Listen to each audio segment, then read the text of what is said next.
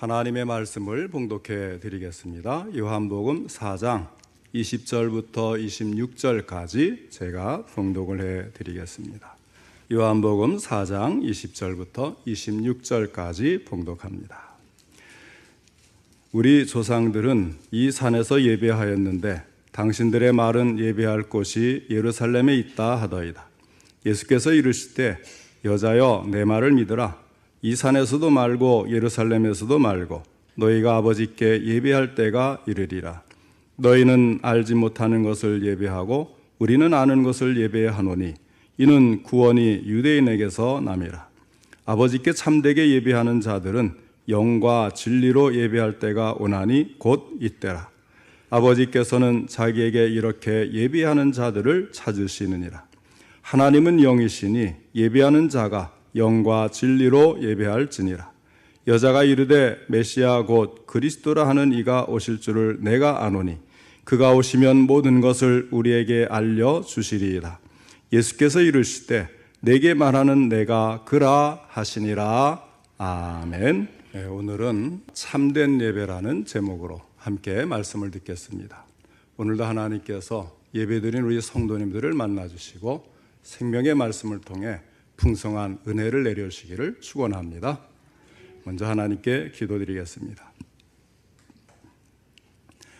사랑과 은혜가 풍성하신 하나님 아버지, 오늘도 저희들의 예배를 받으시며 귀한 말씀 주시니 감사를 드립니다. 이 말씀을 통해 오늘 저희들에게 하시고자 하는 하나님의 음성이 들려줄 수 있도록 전할 때도 들을 때도 성령님이 함께 하시고 도와주시옵소서. 깨닫고 깨달은 것을 실천할 수 있는 믿음도 더해 주옵소서. 예수님의 이름으로 기도하옵나이다. 아멘. 네, 구약 성경의 창세기를 보면 하나님께서 6일 동안 천지 만물을 창조하시고 마지막으로 사람을 만드십니다. 그런데 우리 사람은 소나 말과 같은 그런 피조물과는 다르게 하나님의 형상대로 사람을 창조하셨습니다.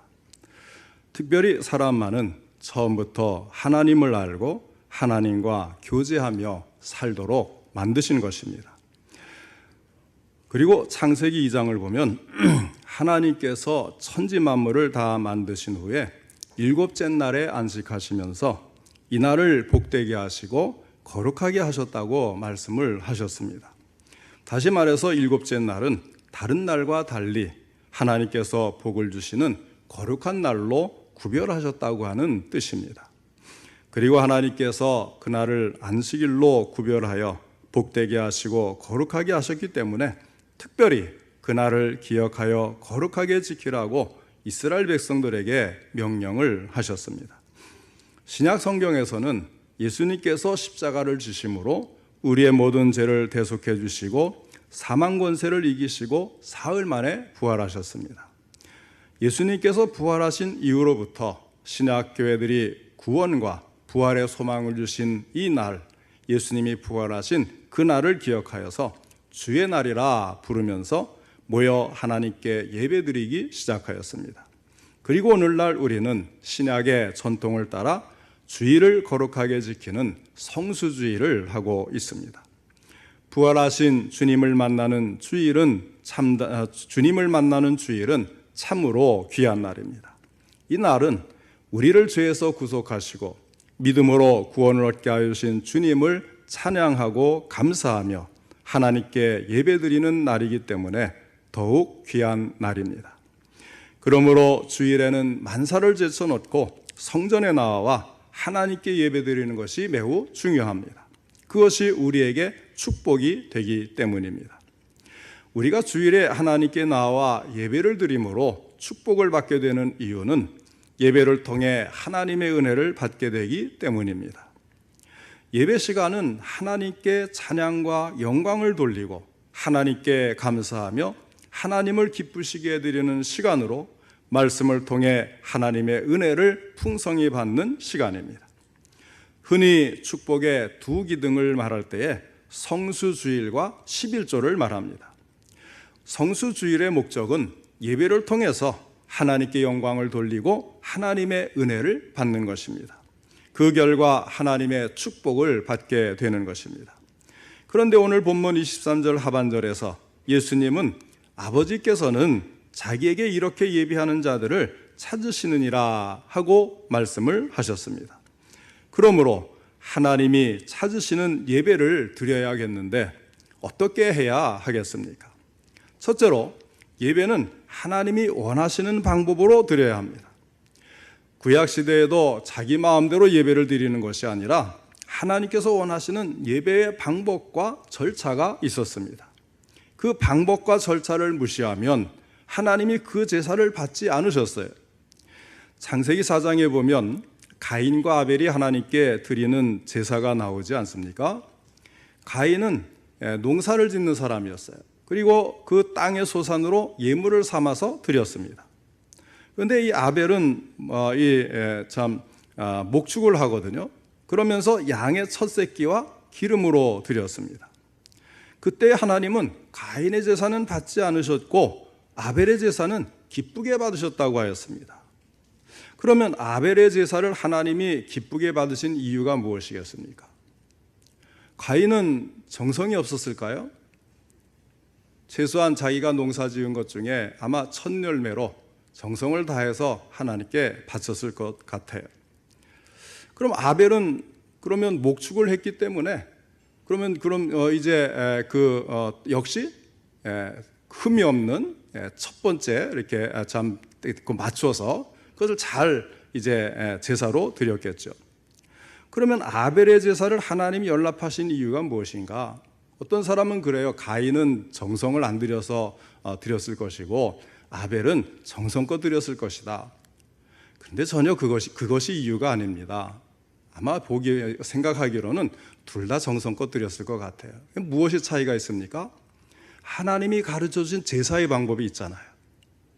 아담이 하나님 앞에 범죄하였을 때에 짐승을 잡아서 피를 흘리고 그 짐승의 가죽을 가지고 아담과 하와를 입히시면서 모든 죄를 가리워 주시는 이 일을 행하면서 하나님은 피 있는 제사를 가르쳐 주신 거예요. 그러니까 이 아담과 하와가 부모님이 가인과 아벨에게 이 제사 방법을 가르쳐 주셨다면 그 제사 방법을 따라서 하나님이 원하시는 방법대로 제사를 드리고 예배를 드렸어야 하는데 가인은 농사 짓는 사람이거든요. 그러니까 자기 편리한 대로 정성은 다하는 것 같지만 사실은 내 마음대로 내가 편리한 대로 내 뜻대로 제사를 드렸기 때문에 하나님이 기쁘게 받질 않으신 거고, 그 다음에 이 아벨은 부모로부터 가르쳐 주시는 하나님이 원하시는 제사의 방법대로 짐승을 잡아서 피를 흘리며 장차 오실 예수님이 나를 위해 십자가에서 대속하여서 나를 구원해 주실 이 믿음을 가지고 예배를 드렸기 때문에, 제사를 드렸기 때문에 하나님께서는 이 아벨의 제사를 기쁘게 받으셨다고 하는 것입니다. 그러면 오늘날에는 어떻게 예배를 드려야 할까요? 예수님께서 본문에서 가르쳐 주십니다. 본문에서 수가성 여인도 예배에 대해서 예수님과 대화를 하고 있었습니다. 우리 조상들은 이 산에서 예배하였는데 당신들의 말은 예배할 곳이 예루살렘에 있다 하더이다 하고 말을 하면서 예배에 대한 이야기가 자연스럽게 시작이 되었어요. 그때 예수님의 답변이 무엇입니까? 하나님은 영이시니 예배하는 자가 영과 진리로 예배할지니라 말씀을 하십니다. 예수님께서 가르쳐 주시는 것은 영으로 드리는 예배가 하나님이 원하시는 예배라고 하는 것입니다. 영으로 예배드리라는 것은 마음으로 예배를 드리라는 그런 이야기예요. 여기서 영은 성령을 가리키는 것이 아닙니다. 우리가 신령과 진정으로 예배를 드리라고 먼저 번 개역 성경에 이렇게 나와 있기 때문에 신령과 진정으로, 그래서 성령님이 함께 하시는 그런 예배가 아닐까 이렇게 추측을 하는 분들도 계십니다만은 그냥 단순하게 심령, 마음이에요. 마음, 영과 진리, 마음입니다. 그래서 이 영은 우리의 심령을 가리키는, 그래서 우리의 마음을 가리키는 것이기 때문에 예배를 드릴 때는 우리의 마음을 다 해서 드려야 된다는 거예요. 신명기 6장 4절로 5절에 말씀합니다. 이스라엘아 들으라, 우리 하나님 여호와는 오직 유일한 여호와이시니 너는 마음을 다하고 뜻을 다하고 힘을 다하여 내 하나님 여호와를 사랑하라 하셨습니다. 바로 그 마음을 가지고 예배를 드려야 한다는 거예요. 같은 신명기 4장 29절에서 하나님은 말씀하시기를 이스라엘이 하나님께 예배를 드리는 일에 실패를 해서 이제 징계를 받고 포로로 끌려갔을 때 그 포로로 끌려간 그곳에서도 그러나 내가 거기서 내 하나님 여호와를 찾게 되리니 만일 마음을 다하고 뜻을 다하여 그를 찾으면 만나리라 말씀을 했어요. 우리가 영으로 마음으로 예배를 드려야 하는 이유는 예배의 대상이 사람이 아니기 때문입니다. 우상이나 어떤 건물도 아닙니다. 더더욱이나 십자가는 아니에요. 우리 합동 측은 교회 실내에 보면 십자가가 없기 때문에 금방 알아볼 수가 있어요. 장로교회라고 했는데 십자가가 달려있으면 통합적 교회고 십자가가 없으면 우리 합동 측 교회예요. 당연히 뭐 감리교나 성결교는 다 십자가를 달죠. 천주교도 다 십자가를 실내에 달아요. 그런데 우리 합동 쪽은 달질 않습니다. 그 이유를 우리가 알아야 돼요. 십자가가 우리 신앙의 대상이 아니라는 것입니다. 자칫하면 십자가를 신앙의 대상처럼 생각하는 그런 경향에 빠질 수가 있어요. 어떤 형태도 우리의 신앙을 대신할 수는 없는 것입니다. 그렇기 때문에 우리는 마음으로 우리의 심령을 다해서 눈에 보이지 않는 하나님께 예배를 드리는 그 예배가 우리가 영으로 드리는 예배고 하나님이 기쁘게 받으시는 예배라는 것입니다. 그러면 당연히 예배 시간에 우리가 또 마음을 빼앗겨서는 안 될 것들이 있잖아요. 사람에게 마음을 뺏겨서도 안 되는 겁니다. 특별히 설교자는 하나님의 말씀을 대신 전하기 때문에 그 말씀에 따라서 사람들에게 관심의 대상이 될 수가 있어요. 그 설교자에게도 마음을 뺏겨서는 안 된다는 거예요. 설교를 잘하느니 못하느니 어떤 목사님이 설교를 하는가, 목소리가 좋으냐 나쁘냐, 소리가 크냐 적으냐, 이런 식으로 사람에게 마음을 빼앗겨서도 안 된다는 것입니다. 설교자를 통해서는 오직 하나님의 음성을 들어야 하는 것입니다. 이 시간 하나님이 내게 주시는 교훈이 무엇인가 하나님을 바라보며 대신 전하는 그 말씀을 통해서 하나님의 음성을 듣고 하나님의 교훈을 깨달아야 되는 것입니다. 그 다음으로 영으로 예배를 드리려고 하면 우리의 몸을 하나님이 기뻐하시는 거룩한 산제사로 드려야 합니다. 뭐 마음으로 드리라고 했는데 육신의 삶이 어떻든지 무슨 상관인가? 결코 그렇지 않다는 이야기죠. 우리가 하나님이 기뻐하시는 영적 예배를 드리려고 한다면 평소에 우리는 거룩하게 살아서 하나님께 영광을 돌려야 하는 것입니다. 하나님을 섬기며 하나님의 나라와 하나님의 영광을 위해 살아감으로 해서 우리 몸이 하나님이 기뻐하시는 거룩한 산제물이 되어야 하는 것입니다. 하나님은 외모를 보지 아니하시고 우리의 중심을 보십니다. 그러므로 우리가 평소에 마음 관리를 잘 해야 합니다. 우리가 하나님의 선하시고 기뻐하시고 온전하신 뜻이 무엇인지 분별하며 하나님의 뜻을 따라 살 때에 하나님이 기뻐하시는 산제물이 되어서 영으로 예배를 드릴 수가 있게 됩니다. 또한 예수님께서 가르치신 하나님께서 찾으시는 예배는 진리로 드리는 예배입니다. 진리로 예배하는 것은 우선 진실하게 하나님께 접근을 해야 한다는 거예요. 정직하고 온 마음을 다드려 하나님께 나아가야 한다는 것입니다. 예수님께서 그 점을 지적하시면서 이사야 29장 13절의 말씀을 인용해서 이렇게 말씀을 하셨습니다. 이 백성이 입술로는 나를 공경하되 마음은 내게서 멀도다. 사람의 계명으로 교훈을 삼아 가르치니 나를 헛되이 경배하는도다. 예배하는 자가 정직함을 가지지 않는다면 어떤 예배도 참된 예배가 아니라는 말씀입니다. 우리는 예배하는 척해서는 안 됩니다. 정직하게 예배를 드리면서 우리의 마음을 하나님을 향해 열어야 하는 것입니다. 우리는 거짓되거나 형식적인 예배가 아닌 진심이 담긴 예배를 드려야 합니다. 김영삼 장로가 대통령으로 있을 때에 그분이 다니던 충현교회는 정부 고관, 군장성, 정치인들이 많이 출석을 했어요. 그러나 지금은 그런 사람들이 다시 그곳을 찾질 않아요. 그 후에 또다시 이명박 장로가 대통령이 되었을 때에는 그분이 다니던 소망교회도 비슷한 현상들이 나타났었습니다.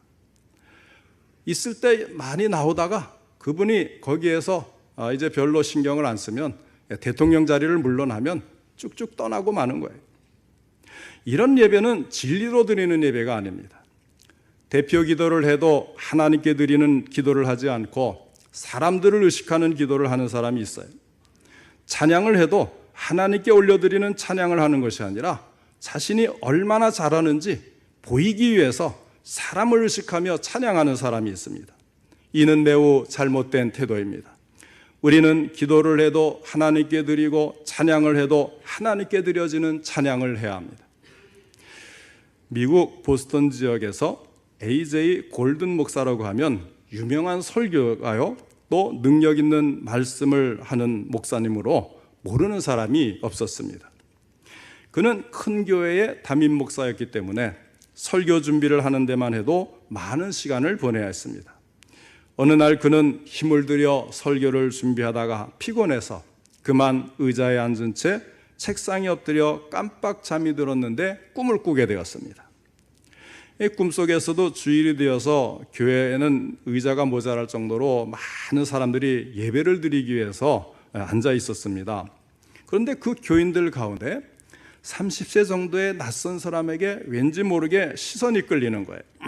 그래서 그는 예배가 끝난 다음에 그 낯선 사람을 만나보고 싶었습니다. 교인들이 목사와 인사를 나누고 다 교회 밖으로 나가버렸는데 그 낯선 사람은 보이지를 않았어요. 골든 목사님은 안내위원들에게 그 낯선 사람을 아느냐고 물어봤습니다. 그랬더니 그 안내위원이 하는 말이 그 사람이 알고 말고요, 그 사람은 예수라고 하는 사람입니다. 그렇게 대답을 하더랍니다. 예수라고 하는 바람에 깜짝 놀라서 깨어보니까 꿈이었대요. 그 다음부터 골든 목사님은 회중 가운데 예수님께서 오셔서 앉아 계신다고 믿고 설교를 하였습니다. 교인들도 예수님을 중심에 모신 것으로 알고 생활을 했습니다. 그 후 교회는 더욱 능력 있게 부흥했고 많은 선교 사업을 하는 교회가 되었다는 이야기입니다. 사랑하는 성도 여러분, 예수님께서 친히 분명하게 말씀하시지 않았습니까? 두세 사람이 내 이름으로 모인 곳에는 나도 그들 중에 있느니라 하셨어요. 여러분 이 말씀 믿으시죠? 그러면 이 자리에 지금 누가 계신다는 거예요? 두세 사람이 내 이름으로 모인 곳에 나도 그들 중에 있느니라 하셨으니까 예수님이 거짓말 하시겠어요?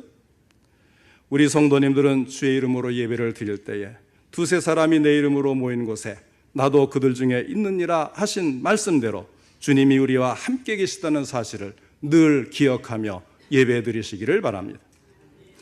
또 진리로 예배를 드린다는 것은 성경 말씀에 의해서 하나님을 아는 지식을 가지고 예배하라는 거예요. 진심으로 진실하게 예배를 드린다.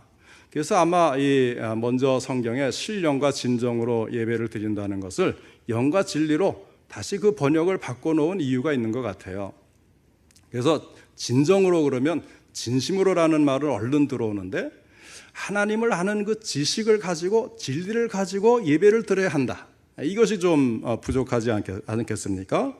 그래서 이제 영과 진리로 예배를 드려야 된다고 이렇게 바꾼 것 같아요. 그러니까 우리가 예배를 드릴 때는 진리로 예배를 드리는 것인데 그것은 성경 말씀을 통해서 하나님을 아는 지식을 가지고 그 지식을 가지고 예배를 드려라. 그런 이야기예요. 예수 그리스도를 믿어 하나님의 자녀가 된 사람들이 하나님이 창조주시며 또한 나의 아버지시라고 하는 이런 뜨거운 인식과 지식을 가지고 예배를 드리라는 것입니다. 오늘 본문에 한 불행했던 여인이 예수님을 만났습니다. 그리고 참 예배를 알게 되었습니다. 그리고 나서 그 여인이 한 일이 무엇입니까? 물동이까지 내던지고 동네로 뛰어 들어갔어요. 여러분 이 여인이 아주 그 정오, 햇볕이 뜨겁게 찌는 그때에 이 물동이를 가지고 운물가에 나온 그 이유를 여러분 아시죠? 자신의 처지가 부끄러운 처지이기 때문에 남들이 그때 이 이런 그 중동 지역이나 뜨거운 지역에는 아주 한낮 정오 때는 안 움직이잖아요. 다 집에서 쉬잖아요. 그늘에서. 그러니까 그때는 사람들 보지 않는 데서 몰래 와서 물을 지고 가는 거예요. 그 물은 생명수나 마찬가지죠. 그 물이 없으면 어떻게 살겠어요. 그런데 이제는 그것조차도 내던졌습니다. 이게 중요한 게 아니라는 거예요. 그리고는 동네로 뛰어들어갔습니다. 그리고 동네 사람들에게 외쳤습니다. 내가 행한 모든 일을 내게 말한 사람을 와서 보라. 이는 그리스도가 아니냐. 그녀는 자기와 함께 말씀하신 예수님이 이제는 하나님께서 보내신 그리스도시라는 사실을 알게 된 거예요. 자, 이 지식을 갖게 되는 것이 참 예배를 드리는 조건이라는 거예요. 동네 사람들이 갑자기 변화된 여인의 말을 듣고 예수님을 만나려고 몰려들었습니다. 그분을 만나고 그분의 말씀을 들었을 때 그들도 외칩니다. 그 여자에게 말하되 이제 우리가 믿는 것은 내 말로 인함이 아니니 이는 우리가 친히 듣고 그가 참으로 세상의 구주신 줄 알미라 하였더라. 바로 이거예요. 그래서 영과 진리로 예배하는 자는 그리스도를 알고 믿고 그분 앞에 나와서 예배를 드리는 것이에요. 그리스도를 압니다. 그분을 믿습니다. 하나님을 만납니다. 그분을 사랑합니다. 우리 모두 하나님이 원하시는 대로 영과 진리로 예배드리는 성도들이 될 수 있기를 바랍니다. 그 다음에 이제 두 번째는 예배는 삶의 전 영역에서 드려져야 합니다. 예배는 장소의 문제가 아니라는 거예요. 여인이 예수님께 예배할 곳에 대해서 질문을 했을 때에 예수님은 이렇게 말씀을 하십니다. 여자여, 내 말을 믿으라. 이 산에서도 말고 예루살렘에서도 말고 너희가 아버지께 예배할 때가 이르리라 하셨어요. 무슨 말씀입니까? 예배는 어느 한 장소에만 국한된 것이 아님을 밝혀줍니다. 영과 진리로 하나님께 나아가는 모든 것이 참된 예배의 장소라고 하는 것입니다. 그렇기 때문에 교회 예배당 안에서의 예배만 하나님이 받으시는 것이 아니라 가정이나 직장이나 어느 곳에서든지 우리는 자유롭게 하나님께 예배를 드릴 수가 있습니다. 또한 주일에만 예배드리는 삶이 아니라 일주일 전체 매 시간 하나님께 예배 드릴 수 있고 또 그렇게 예배를 드리면서 살아가야 하는 것입니다. 총신신학대학원의 구약 신학교수였던 김의한 목사님이 월요일의 하나님이라는 책을 저술하였어요. 그분이 이런 말을 했습니다. 우리가 믿는 하나님은 일요일만의 하나님이 아니라 월요일의 하나님도 되신다. 이제 우리들은 성전 안에서의 예배뿐만 아니라 월요일에서 토요일까지 삶의 현장에서 선교와 봉사를 통한 예배를 드려야 한다 말씀을 했습니다. 이 책에서 강조하는 것은 주일에만 한정되어 하나님께 드리는 예배가 아니라 삶의 전 영역에서 예배 드려야 된다는 거예요. 그러면 우리가 꼭 주일날 교회당에 모여서 그렇게 애쓰고 준비해서 예배 드릴 필요가 있겠습니까? 꼭 주일만 가야 되겠습니까? 이렇게 오해하면 안 됩니다. 앞에서 말씀드렸잖아요. 주일 예배를 드리고 평일에는 산제물로 바치는 제사를 하나님께 드려야 된다. 이것을 연결하는 말씀이 바로 이 책의 내용이라는 거예요. 절대로 교회 예배당에서 주일에 모여 예배드리는 것을 폐하는 것이 아니에요. 언제 어디서나 하나님께 예배드리는 마음가짐으로 경건하게 살아야 할 것을 말씀을 하는 것입니다. 일주일의 하루는 반드시 예수님을 믿는 하나님의 백성들이 다 함께 한 자리에 모여서 하나님께 한 음성으로 영광과 찬양과 존귀를 드리고 그분의 음성을 듣고 그분을 만나는 것은 온당한 일이고 주님께서 원하시는 것입니다. 그렇게 해야 월요일부터 토요일까지 나머지 6일 동안 언제 어디서든지 하나님 중심으로 예배드리는 삶을 살 수가 있다고 하는 것이 핵심인 것입니다.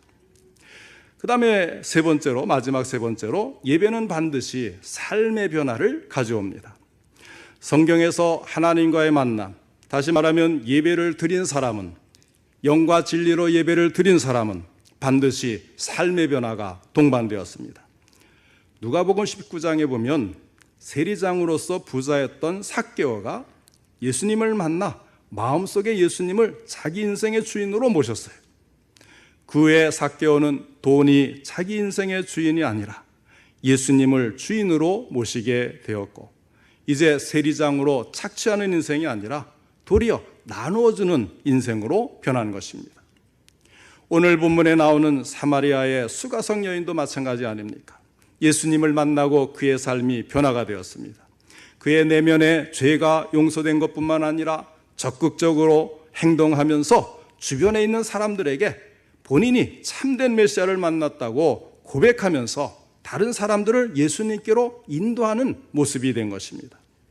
성경에는 이런 경우들이 많이 소개되어 있어요. 한국교회가 지금 이처럼 축복을 받은 이유도 하나님께 드리는 예배 때문임을 잊지 마시기를 바랍니다. 1907년 평양 대부흥운동에 계기가 된 것도 하나님께 예배드리는 현장에서 참된 회개가 동반된 성령의 역사를 경험했기 때문이었습니다.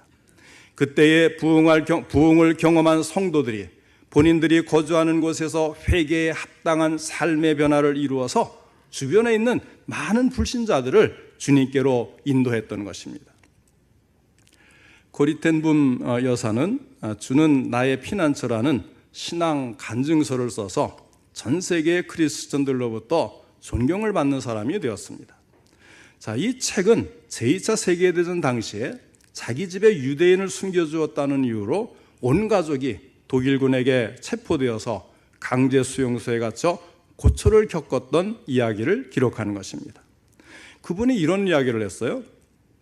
옛 소련의 어떤 교회에서 예배를 드리려고 하는데 예배당 문을 걷어차면서 2명의 소련 군인들이 들이닥쳤습니다. 기관총에 총뿌리를 겨누어 흔드는 두 군인이 소리를 질렀습니다.